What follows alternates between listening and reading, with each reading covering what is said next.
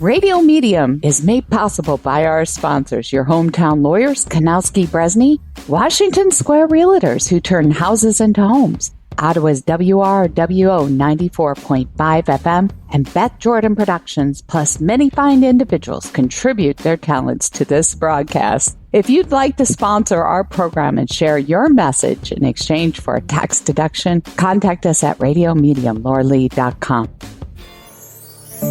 Find insight, guidance, and answers. Tune into Spirit with radio medium Laura Lee.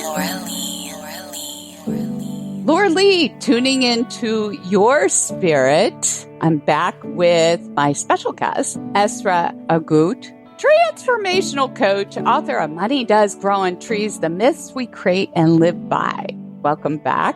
Thank you so much for having me. Of course. And you were a former shoe sales girl who became a millionaire. And so tell our audience about your transformation and what triggered that transformation for you about money. Okay, well, there's actually two steps to it. One is what we call the being choice in our system and in our book.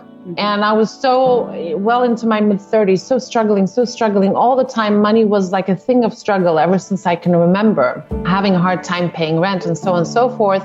And there was just a moment in time where I made a new being choice, where I got so sick of the drama of money that I said, you know what, this is never happening in my life again. So a being choice is not a choice you make just mentally. It's literally a choice you make with all of your being. And, you know, when the student is ready, the teacher shows up. So Shortly after, my dear mentor, Daryl Rutherford, who taught me everything I know, came into my life like in 2 weeks. And I think it was either the first or the second session. He really confronted me with my belief systems around money.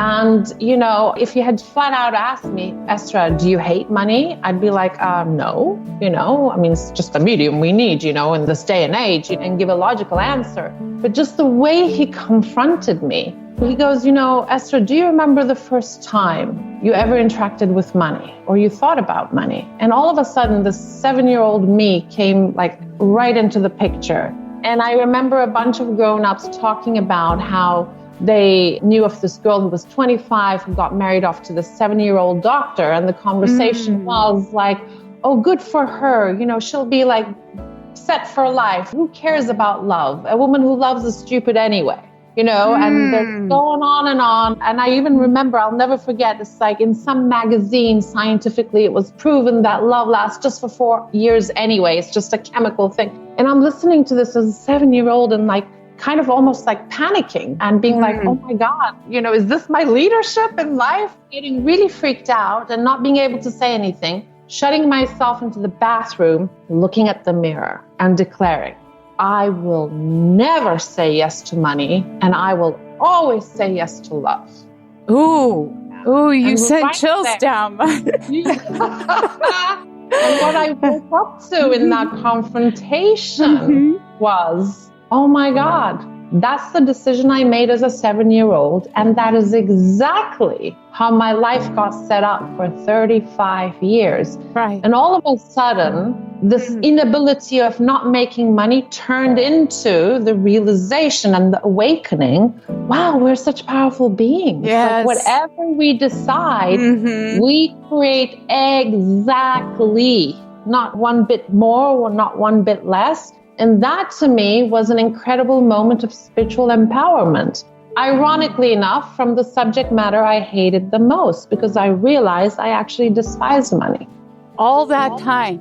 Yeah, all that time. And really, I always went after jobs I loved. I was good at whatever I put my hands, you know, into. And, you know, I worked in the Hollywood thing as an intern, not being able to get paid. You know, because I didn't have a work permit. And, you know, I bought into that whole thing like, oh, you have to have a resume like a worth of 5 years before anyone is willing to pay you. So to pay rent, I would work, you know, in a shoe store. But all that was the outer, let's say, you know, if we're in if we're in a theater, we're the authors. Right.